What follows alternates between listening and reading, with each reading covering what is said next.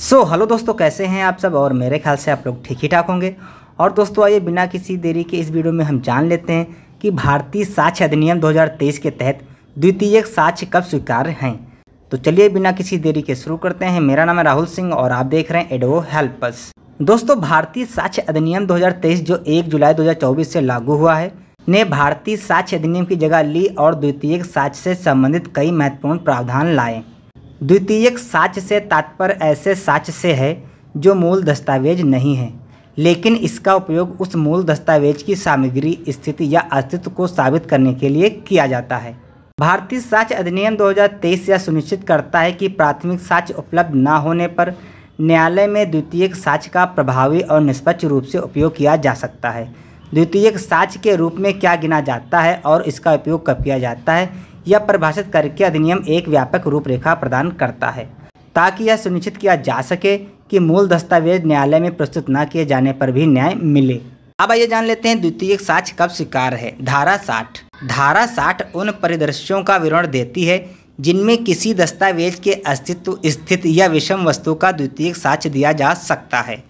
पहला, किसी अन्य पक्ष द्वारा कब्जा। जब मूल दस्तावेज उस व्यक्ति के कब्जे में हो जिसके विरुद्ध इसे साबित किया जाना है, न्यायालय की पहुंच से बाहर कोई व्यक्ति या कोई ऐसा व्यक्ति जो इसे पेश करने के लिए कानूनी रूप से बाध्य है और वे नोटिस के बाद इसे पेश करने में विफल रहते हैं। धारा 60A। 2, लिखित स्वीकृति। जब मूल के अस्तित्व, स्थिति या सामग्री को उस व्यक्ति द्वारा लिखित रूप में स्वीकार किया जाता है जिसके विरुद्ध इसे साबित किया जाना है या उनके प्रतिनिधि द्वारा। धारा 60B। 3, विनाश या हानि।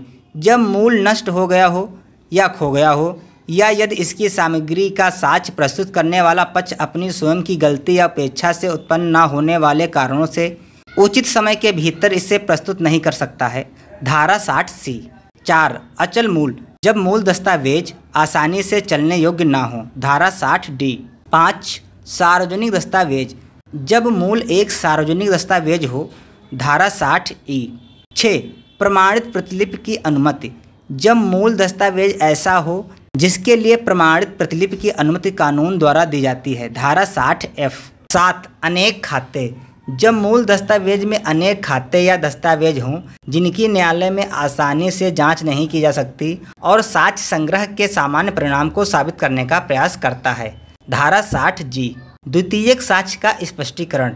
धारा 60 स्पष्टीकरण, एक्सप्लेनेशन ऑफ सेकेंडरी एविडेंस। तो आइए दोस्तों इस बारे में भी जान लेते हैं। खंड A, C और D, दस्तावेज की विषय वस्तु का कोई भी प्रकार का द्वितीयक साक्ष्य स्वीकार्य है।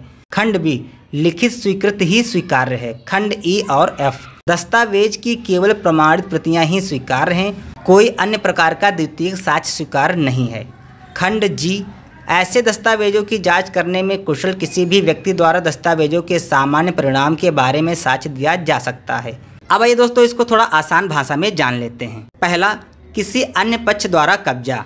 यदि मूल दस्तावेज विरोधी पक्ष के पास हैं और वे अदालत के नोटिस के बावजूद इसे प्रस्तुत नहीं करते हैं तो प्रतिलिपि या मौखिक विवरण जैसे द्वितीयक साक्ष्य का उपयोग किया जा सकता है। दूसरा, लिखित स्वीकृति। यदि विरोधी पक्ष ने दस्तावेज की सामग्री को लिखित रूप में स्वीकार किया है तो वह लिखित स्वीकृत द्वितीयक साक्ष्य है। तीसरा, विनाश या हानि। यदि कोई मूल दस्तावेज आग में नष्ट हो गया है तो पहले से बनाई गई प्रतिलिपि या दस्तावेज की सामग्री के बारे में किसी व्यक्ति का मौखिक विवरण द्वितीयक साक्ष्य के रूप में उपयोग किया जा सकता है। चौथा, अचल दस्तावेज। यदि मूल दस्तावेज एक बड़ा अचल रजिस्टर है तो प्रमाणित प्रतिलिपि जैसे द्वितीयक साक्ष्य का उपयोग अदालत में किया जा सकता है। पांचवा, सार्वजनिक दस्तावेज। जन्म प्रमाण पत्र एक सार्वजनिक दस्तावेज के लिए प्रमाणित प्रतिलिपि द्वितीयक साक्ष्य के रूप में काम कर सकती है। 6, प्रमाणित प्रतिलिपि की अनुमति। यदि कानून सरकार द्वारा जारी किए गए दस्तावेज की प्रमाणित प्रतिलिपि की अनुमति देता है तो उस प्रतिलिपि का उपयोग द्वितीयक साक्ष्य के रूप में किया जा सकता है। 7, अनेक खाते। यदि किसी दस्तावेज में अनेक खाते हैं जिनकी न्यायालय में आसानी से जांच नहीं की जा सकती तो दस्तावेज के सामान्य परिणाम का विशेषज्ञ द्वारा सारांश इस्तेमाल किया जा सकता है। तो दोस्तों ये थी जानकारी भारतीय साक्ष्य अधिनियम 2023 के अंतर्गत सेकेंडरी एविडेंस की। और आई होप आपको ये जानकारी पसंद आई होगी और मिलते हैं नेक्स्ट वीडियो में। तब तक के लिए जय हिंद, जय भारत।